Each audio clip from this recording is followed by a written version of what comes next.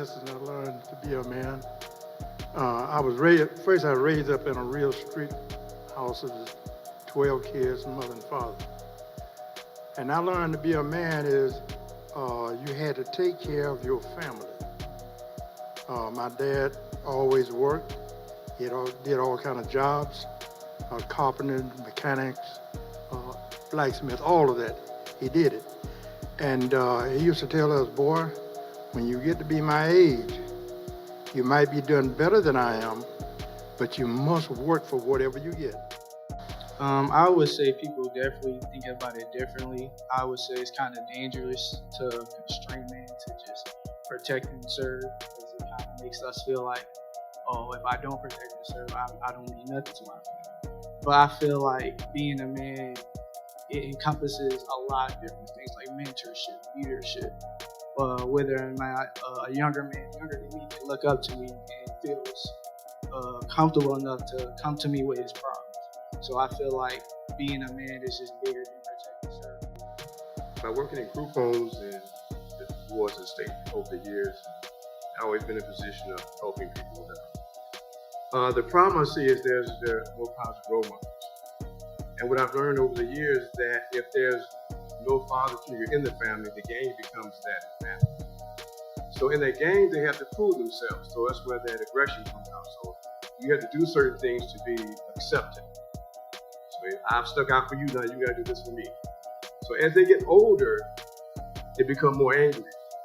Number one, the father wasn't there. Number two, there's really no family there, but the game becomes that family. So they do whatever it takes to make it. The other flip side, then there has to be, going back to the alpha and the beta man, there has to be a balance. There are times where you have to be passive, and there are times where you be assertive, being able to speak up and someone know how you feel.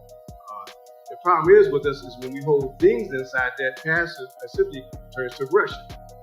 So what we want to be able to is, and as men, is keep that balance. I always tell people, never make a decision when you're upset, depressed, or anxious. Have you all heard of this thing called being an alpha male? I hear a lot of people, a lot of young people talking about it, and they talk about it as a way of saying that, you know, if I'm that I'm strong, I'm aggressive, and they say that in contrast to what some people refer to as beta men who are a little more passive or perhaps docile. There's a lot of different things that happen in our culture that seems to be pushing men in general, particularly our young men, towards being more aggressive. That is, you know, forget the providing and protecting thing. If I can be aggressive, then I'm a man, right? And they join, you know, you've got this Hebrew Israelite business that's going on. You got a lot of different things that's kind of setting people in that direction. Emmanuel, I really want to hear your thoughts on this. Where is this aggression definition coming from?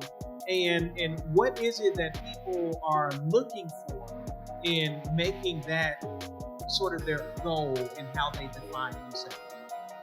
I would say I feel like it has a lot to do with toxic masculinity. Like you said, men feel like as long as I'm dominant, as long as I'm the macho man, that makes me a man. But I feel like that has to do with a lot what's going around with our communities now. Like a lot of young men aren't going to church anymore, so you don't know who they're listening to because they're not here. So in the street, that's who they're teaching each other. So I would say that most men need to come back to church. They need the mentorship. They need to know the true definition of being a man, except for maybe somebody who was misleading. That was powerful. This has been such a beautiful conversation. One of the things that we hope to accomplish is to let people know, as particularly our young black men, that it is still possible to grow old. A lot of people don't know that they will live beyond age 25 or age 30, even, right? They just don't know. They don't see. It is possible. And I think we learned some things today that will help us get to that age. Learning to be patient, learning to have principles, learning to have balance in our life. learning to have some fun, learning to find things that gives you joy and peace, that these are all things that will all help us all grow old and have fruitful lives. It is a part of our tradition, people of African descent and people from many cultures, to bring the generations together.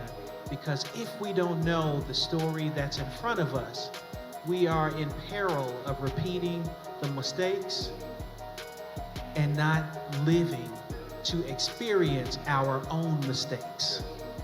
And so this is the beginning of a conversation, an intergenerational conversation where we practice Sankofa, where we go back and get it and we bring it forward.